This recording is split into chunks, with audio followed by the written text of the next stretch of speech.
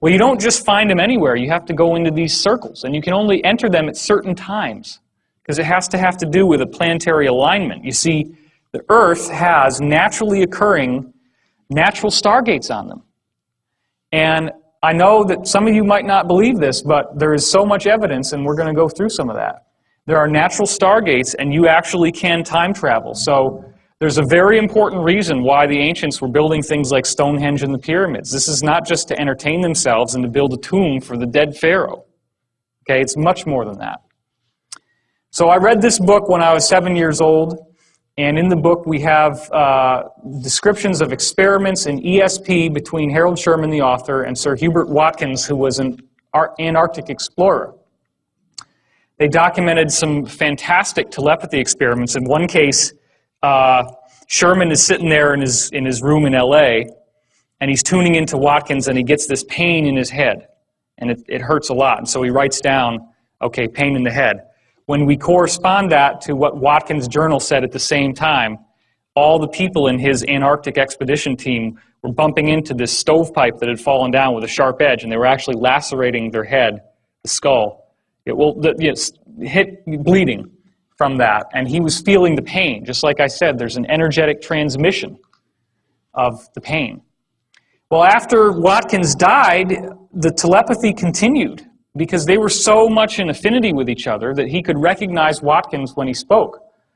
So Watkins is describing in some of these readings, I guess you could call them, what it took for him to get into Sherman's mind. And he said there was a nested set of spheres that he had to go through. And he had to find a channel to the center to get to the message to Sherman, which was not easy. That's why they call it channeling. Because, and I didn't go into this last time, but what really appears to be happening here is everybody knows about the system of chakras, the esoteric system of chakras. The chakras are actually different levels of your soul and different levels of where your thought processes and consciousness processes are happening. So as you go through these Kundalini meditations, the idea is that you're supposed to raise the Kundalini serpent. I was shown in multiple readings that the actual process of raising that Kundalini is collapsing the chakras together into this set of nested spheres. Because when you do that, you focus everything into the one spot in your brain that we're going to go to here.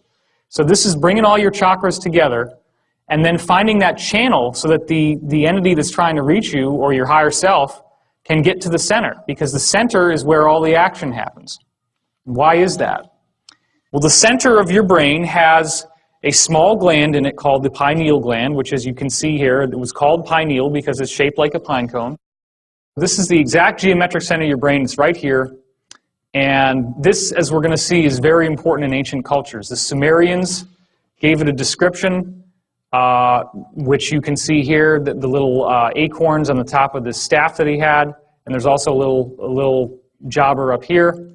And what we found out from Dan Burrish is that these can be reversed. The cylinder seals can be flipped over. And when you start doing that, you see some very interesting things, like the eye in the triangle, and another eye in the triangle right here. So the Sumerians were hiding information. They were encrypting information in these seals. So this is the one we were just looking at. Here's your little pineal gland, and the other one up there. Well, look at this. Now, if you've seen Stargate SG-1, the first episodes, you remember the Goa'uld, the villains in Stargate? You remember how they had these helmets that went around their head that looked like a snake? That's the helmet. That's the Anunnaki. They were human-like people, but they wore these weird helmets in order to appear like gods to the primitive Sumerians they came to. And this is how they encoded the secret of what they really looked like inside this image right here. It only works when you put a mirror image on it. But then you also see he's holding all these pineal gland staffs, and he's got this seal over his head, and more symbols here. But it gets a lot more direct as we go on, and you're going to start wondering to yourself, why in the world are all these cultures focusing on the pine cone? This is Osiris, the lord of the underworld in Egyptian mythology. This is his staff, which, as we now know, this is the raising Kundalini, the serpent, but it also represents DNA. And there on the top, as the Kundalini rises, what are they looking at? They're looking at the pine cone. That's the junction point where all this energy comes together. Now, King Tut has this Kundalini serpent actually going through his head, That's a symbol that they gave that the pineal is fully activated, that your chakras have now all turned into that nested set of spheres, and that access from the higher realms is moving directly through your head. They believed he had that. Whether he did or not, we don't know. Here's the Babylonian god Tammuz, and as you can see, he's holding a pine cone. So once again, he's a very powerful god from that tradition, and you're seeing the same type of symbolism coming through. Then you go over into Hinduism, the goddess Shiva, the goddess of destruction, the breaking down of the old to purify the way for the new. What does her head look like? What does that hair look like? It's another pineal gland. And you've also got the redundancy with the symbol of the third eye, and you've got the serpent wrapped around her head. The same iconography once again. And it's so powerful in the Hindu tradition that even now, it's common practice to wear a symbol of the third eye on your forehead if you're a woman, and they all have these various bindis, as they're called, that they can order and wear. This is, as we go more into more recent gods, the god of drunkenness and revelry, Bacchus. You can see he has the goat-shaped ears here, the kind of demonic almost looking, and he also has the cloven feet. But then look at this. What's that? There it is again, huh? There's that pine cone. So once again, why do you think alcohol, hard liquor, is called spirits? Think about that for a minute. Because it opens the door to these influences. And the ancient people knew that. That's why they were called spirits.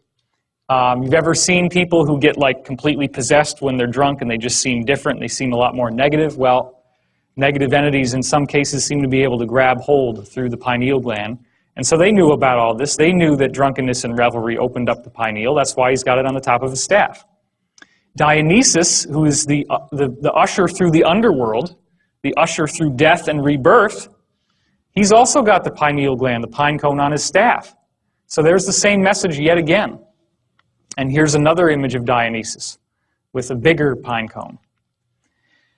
Well, let's not leave out Buddhism. Check that out, right? Same exact thing once again, the hair. That's another symbol of the pineal gland.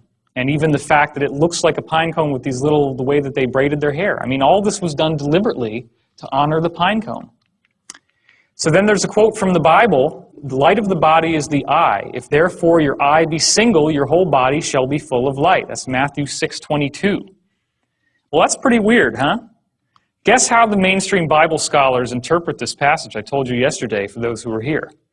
They say, well, you just have to be single-mindedly focused on God the Father as your salvation. That's why it's one eye. You just want to kind of look at him. This is a single eye, and it makes your whole body full of light. Well, the Bible says God is light, so this is what's going on. It's your hyperdimensional gateway. The third eye, yeah. But surely we say, even though maybe a Bible passage could be interpreted a certain way, it might not mean anything, probably doesn't mean anything. Surely the Vatican wouldn't follow something like this. That'd be silly. There's never any public acknowledgement of it, or do they? Well, check this out. This is the Vatican Square, and this is a gigantic statue of a pine cone. It's the largest statue in the Vatican, anywhere outside except for this little ball over here, which we're going to look at closer in just a second. Notice the peacocks, which have a very kind of Egyptian feeling to them, like the ibis, right? The Egyptian ibis is a very similar type of bird. And what's this all about? What's that look like to you? Aha, that's an open sarcophagus, just like in the King's Chamber or the Great Pyramid. What does the open sarcophagus symbolize in the Great Pyramid? No more death. The transition into spiritual life, okay? So, this all has to do with, I'm going to start walking a little bit. This all has to do with the knowledge of the higher forces, sacred geometry. All this stuff focuses on the pineal gland, the pine cone. Now,